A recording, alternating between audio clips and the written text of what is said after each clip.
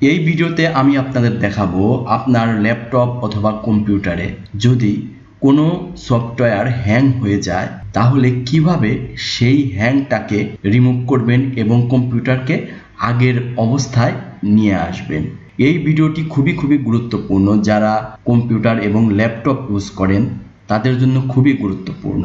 আপনার ল্যাপটপ বা আপনার কম্পিউটারে কোনো সফটওয়্যার যদি হ্যাং হয়ে যায় তাহলে আপনাকে যেটা করতে হবে তা হলো আপনার কিবোর্ডের কন্ট্রোল এবং এএলটি কি একসাথে প্রেস করবেন। আমি আবারও বলছি, কন্ট্রোল প্লাস অল্ট কি একসাথে প্রেস করবেন। একসাথে প্রেস করে ডিলিট বাটনে ক্লিক করবেন। অর্থাৎ তিনটা বাটন ইউজ করতে হবে বা তিনটা কি ইউজ করতে হবে। একটা হলো কন্ট্রোল প্লাস এএলটি বাটন একসাথে ক্লিক করার পর ডিলিট চাপার পর আপনাকে এরকম একটা ইন্টারফেস দেখাবে।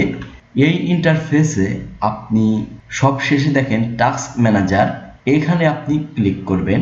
টাস্ক ম্যানেজার মাউস দিয়ে ক্লিক করবেন।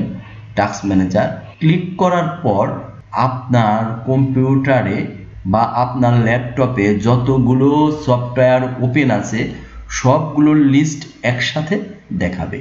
এখান থেকে আপনার যে সফটওয়্যার বা যে অ্যাপসটা হ্যাং করেছে সেখানে আপনি ক্লিক করবেন। সেখানে ক্লিক করার পর দেখেন এন্ড টাস্কে ক্লিক করলে সেই হ্যাং করা সফটওয়্যার ঠিক হয়ে যাবে। এন্ড টাস্কে ক্লিক করার পর আপনি কম্পিউটারটা কয়েকবার রিফ্রেশ করে নেবেন। মাউসের রাইট বাটন দিয়ে রিফ্রেশ করে নেবেন। দেখবেন আপনার কম্পিউটার ঠিক আগের মতোই কর্মচঞ্চলতা ফিরে পেয়েছে। ভিডিওটি কেমন লাগলো? ভিডিওটি ভালো লেগে থাকলে চ্যানেলটি অবশ্যই সাবস্ক্রাইব করবেন এবং এরকম আরও ভিডিও পেতে পাশে থাকা বেল বাটন ক্লিক করবেন। ভিডিওটি দেখার জন্য আপনাদের অনেক ধন্যবাদ।